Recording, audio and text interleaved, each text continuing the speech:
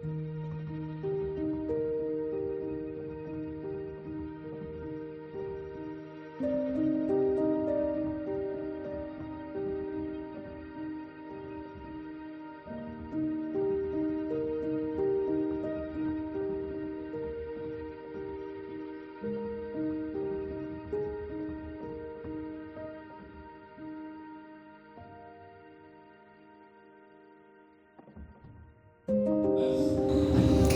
guys, welcome back to my channel. Channel jo gasiko purai horbai. So nोंथांमोना to मिथिखागौ आं दासान्दि माबे खामानियाव बिजि दङ.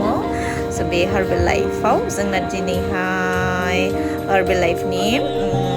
बिदिनो ट्रेनिं जादों आरोना गुवाहाटीयावहाय. ओमफ्राय नैबे जाहैबाय जोंनि हार्बेल लाइफनि सक जेरावहाय जोङो डान्स खालामनो नाय गासिबो ओमफ्राय जाबाय आं डान्स खालामगोन दे दा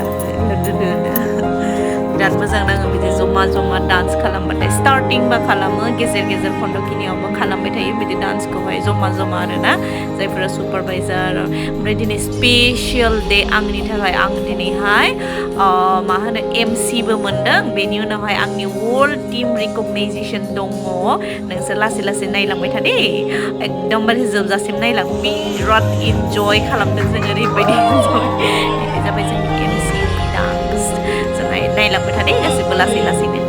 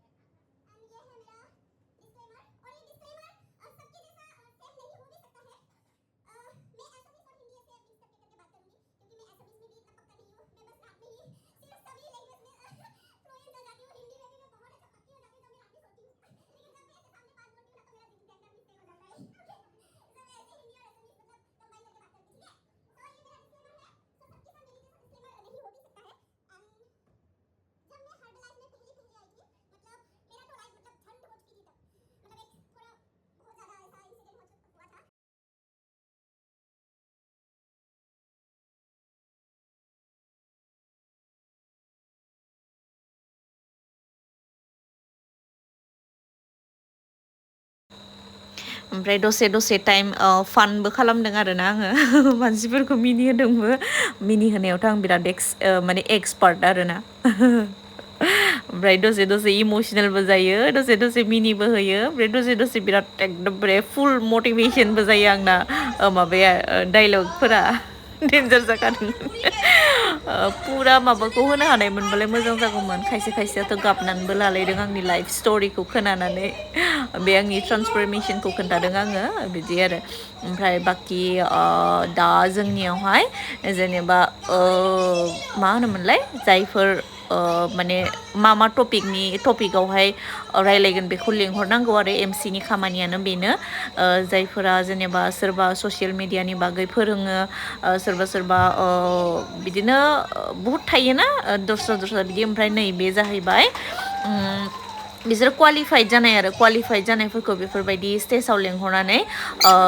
माबा खालामो रिकगनाइज खालामो गासिबो रिकगनाइजेसनखौ आरो जेनेबा ओमफ्राय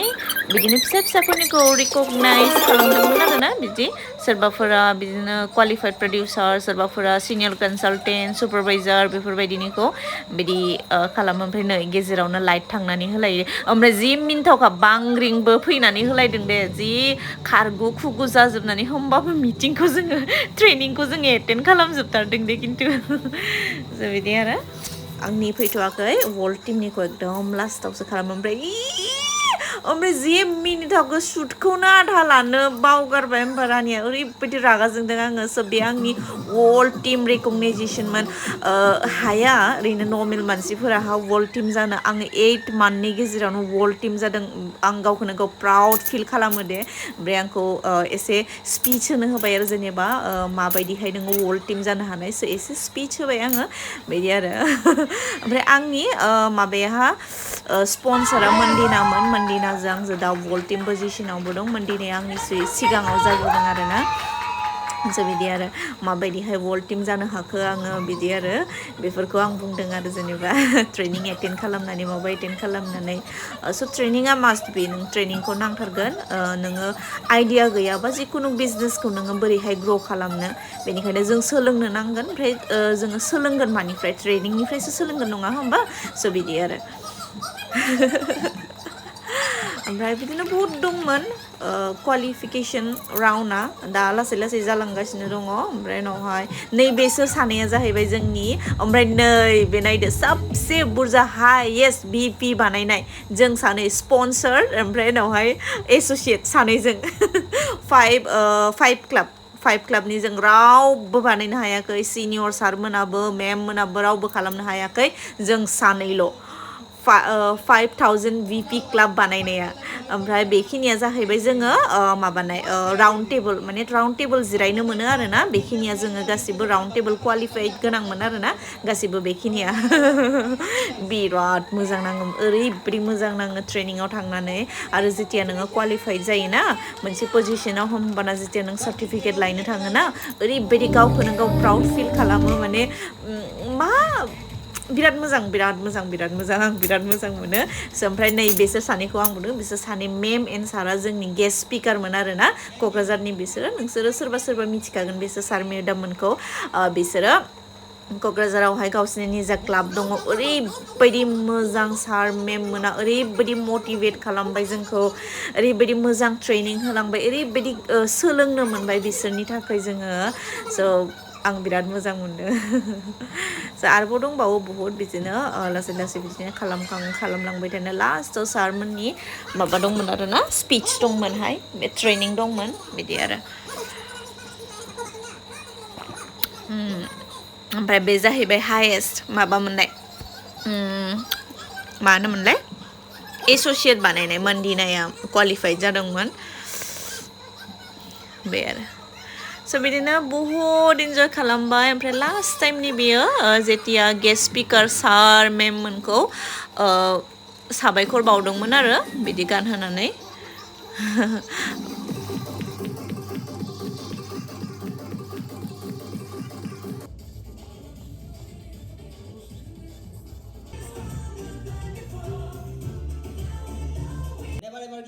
आज अगर आप लोग कुछ तकलीफ उठाएंगे अपना पसीना जमीन पे गिराएंगे तो trust me hard work always page of आज नहीं तो कल गिफ्ट सिनियर सर मैम स्पन्सर मैम गासिबो होनाय आं बेखौ आं आरजिदों खस्थ' खालामनायनि फिथाइ that's all ओइबा दे नै ओमफ्राय नैबेहाय दङ आङो मा मोन्दों बेखौ आरामसे आनपेक खालामनानै खिन्थाहरगोन एन्ड दिस इज माय वर्ल्ड टिम बेखौ आंनो जोंनि देरसिन सारा होदों brand new international world team Mrs. Sonali Basumatari आंनि फट' दं thank you sir so इखिनिया दं आरो नैहाय दङ माखासे आंनि certificate and all world teamनि certificate that's so दा न' मोनफैबाय खिनिखौ गाबोन आङो आरोबाव खनसे माबानानै पुरा माबानानै देखायजोबगोन ओमफ्राय बेटु आथिंजों उन्दुदों नै ओमफ्राय बेटुनि आखिनाय माबाफोरा नुवाखै आर्टफोरा जि जोङो हायावसो उन्दुदों माने बेड बानायनो होदों जाथ'वाखै दाबो इनिखायनो नैबेयो आंनि वर्ल्ड टीम रेकगनाइज खालामनायावहाय होनाय नैसिमोन खोमालाय वर्ल्ड टीमनिया नैयो बे मोननैया वर्ल्ड टीम रेकगनाइजेसनावहाय आंनो ma'am and guest speaker sir and मेमा होनायमोन खुलिनानै माबाय ओमफ्राय नैबे जाहैबाय सबसे highest volume point last month मन्दिनारा आङो 5000 भलिउम पइन्ट 5 क्लाबाव रिकगनाइज जानाय ओमफ्राय उनावहाय नैबे जाहैबाय राउन्ड टेबल क्वालिफायार्सफोरनि थाखाय राउन्ड टेबलाव जिरायनो मोनोना जोंना इफोरबायदि क्वालिफाइ जाबा मा जाखैले एन्ड नैबे आंनि वर्ल्ड टीमाव रेकगनाइज जानायावहाय जोंनि सार सबसे गिदिर सारा होनाय बे वर्ल्ड टीमनि brand international world team yes finally I am a world team ओमफ्राय उनावहाय नैबेबो मोनसे मेम जोंनि गिदिर मेमा होनायखौबो Sorjila Basumatary thank you ma'am world team recognize खालामनायाव होनाय ओमफ्राय सार्टिफिकेट ओमफ्राय उनावहाय बेखौ मन्दिना होनायमोन आं गोसोआव दङ मन्दिना मैया नायबावलायबावदों आंनि आइखौ मा होदों वर्ल्ड टीम रेकगनाइजेसनावहाय होनायमोन दख'ना ओमफ्राय उनावहाय नैबे इन्दिनि फालि ओमफ्राय नैबे बुकेखौबो होनायमोन मन्दिनायानो ओमफ्राय नैबे जाहैबाय जापि बेखौ ओरैजाय होनानै रिकगनाइसन खालामदोंमोन बेखौ गानहोनानै ओरैजाय ओरैबायदि स्पेसियेल फिलिंस बेखौ सबसे गिदिर टीमनि सारा गानहोदोंमोन जोंनि लाकि मेम एन्ड माबाया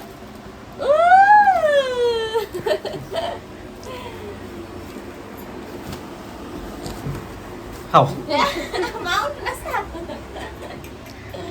so इखिनियानोसै जोंनि so happy मैयानि दिना ओरैबायदिमोन मा होनो इखौ अख्राङाव थानाय बायदि मोनलायदोंमोन आं गावखौनो गाव ओरैबायदि रेसपेक्ट लास्टाव उनाव थाङो फार्स्टआवनो हटेलनि मानसिफोरा बारा रेसपेक्टफोरखौ लाना फैयोना गोजानाव थानाय गारिनिखौबो दरजाखौ खुलिहैलायो आरो आंनिखौ जि मिनिथावखा जोब्बाय